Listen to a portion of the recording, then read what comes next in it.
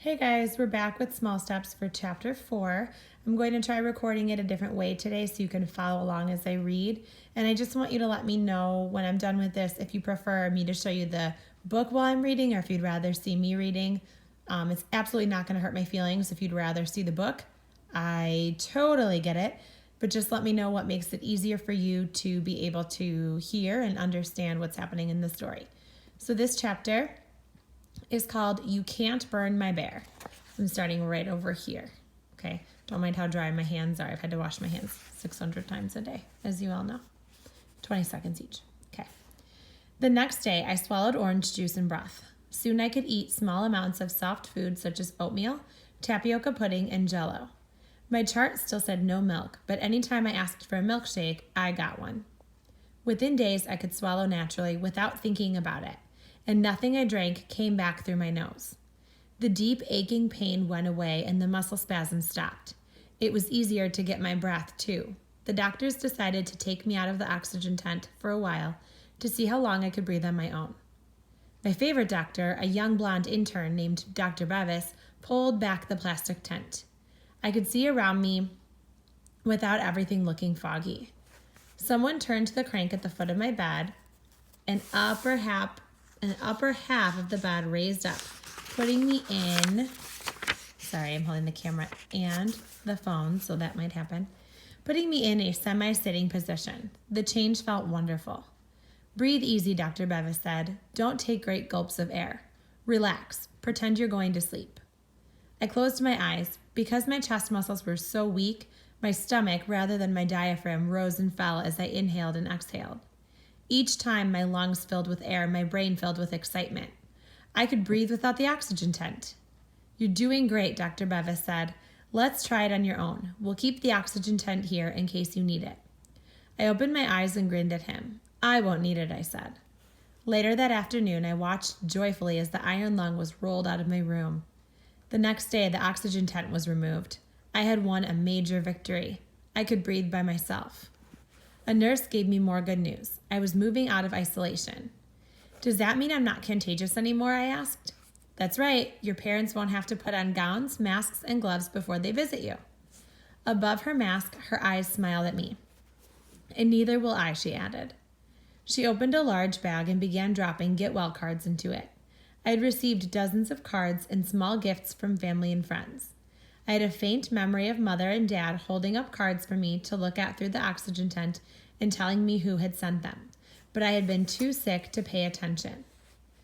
The window ledge and the bedside table were crowded with cards, stuffed animals, books, and a flowering plant.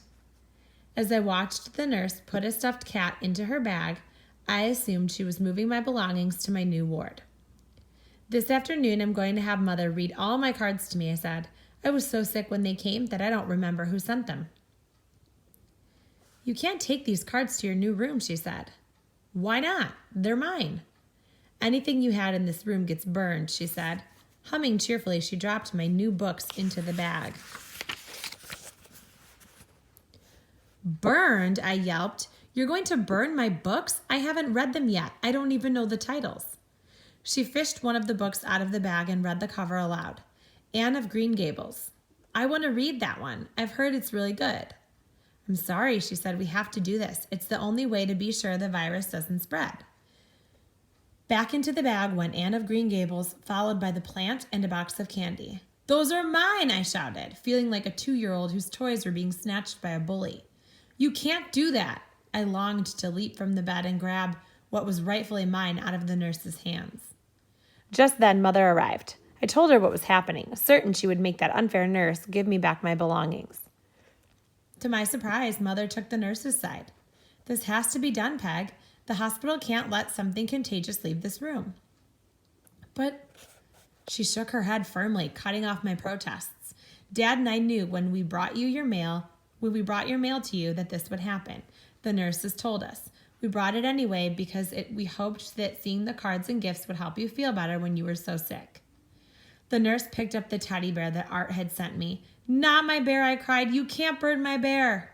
I'm sorry, said the nurse as she dropped Teddy into the bag. She sealed the bag with tape and with gloved hands carried it out of the room. The teddy bear that had sustained me through the worst week of my life was about to be cremated. I felt like I was murdering my only friend.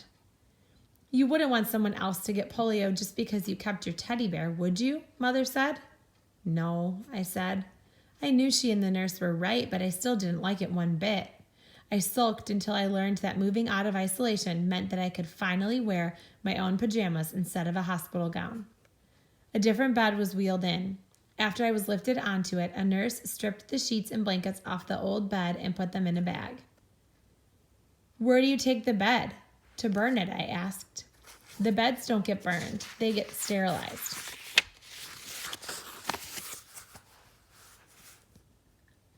Why couldn't my bear be sterilized? Why do you have to burn him? She didn't answer. I was rolled down the hallway to my new room, which I shared with a little boy in an iron lung. His name was Tommy, and he was 8.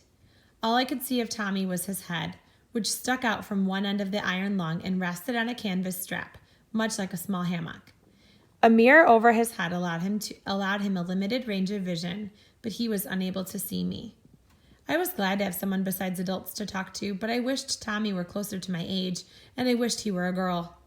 Since I was not able to get out of bed, I had to use the bedpan. I didn't want to do so with a boy in the room. Tommy told me that lots of people were able to breathe by themselves after being in an iron lung for many months. He was sure this would happen to him, too. Tommy's iron lung made a soft swoosh, swoosh noise as it helped him breathe. I found the sound soothing and went to sleep that night, pretending I was in a log cabin on a lake, listening to waves lapping the shore. In the morning, I lay quietly, trying to match my breathing to the rhythmic swooshing of the iron lung. As I did, I welcomed each breath I took, grateful that it could enter my lungs without assistance.